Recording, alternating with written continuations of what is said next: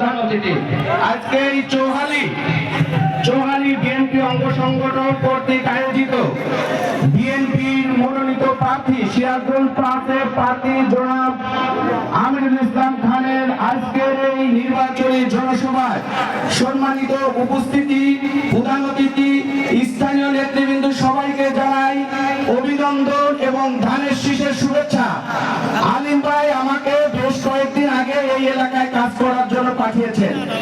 এই এলাকার মানুষের আমি বেশ কয়েকটি চর এলাকায়, গোলগ্রাম সহ বিভিন্ন চর এলাকায় এবং এই এলাকায় কাজ করলাম। এই এলাকার মানুষের একটি বিষয় আমি বুঝতে পারলাম, শুধু আলিম ভাইয়ের কাছে এই এলাকার মানুষ উন্নয়ন চায়, উন্নয়ন চায়, উন্নয়ন চায়। কি শিখলাম?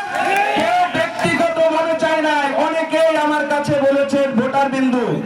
যাই হোক, আমি জনাব আমিরুল ইসলাম খান আলিম সম্পর্কে জানি, এত কথা বলতে যাবে না। একটি কথাই বলি, ধানের শীষ উন্নয়নের প্রতি জনাব আমিরুল ইসলাম খান আলিম আপনাদের কৃতি সন্তান, এই এলাকার সন্তান, সেই উন্নয়নেরই মানুষ, সারাক্ষণ তার মধ্যে উন্নয়নের চিন্তা ভাবনা। তাই আপনারা আগামী 12 তারিখে জনাব আমিরুল ইসলাম খান আলিমকে ধানের শীষে ভোট দিয়ে আপনাদের এলাকার উন্নয়নের ভার জনাব আমিরুল ইসলাম খান আলিমের হাতে তুলে দেবেন। এই জন্য 11 তারিখ রাত থেকে একটি দিন আপনারা ঘুমাবেন না।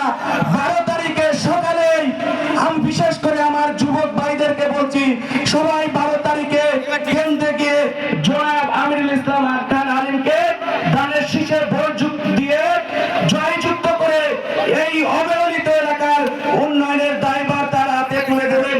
এই কথা আমি বলে শেষ করছি। আল্লাহ হাফেজ। বাংলাদেশ জিন্দাবাদ। সবাই ভালো থাকবেন, সুস্থ থাকবেন। দেখা হবে বিজয়ের মালা পরিয়ে।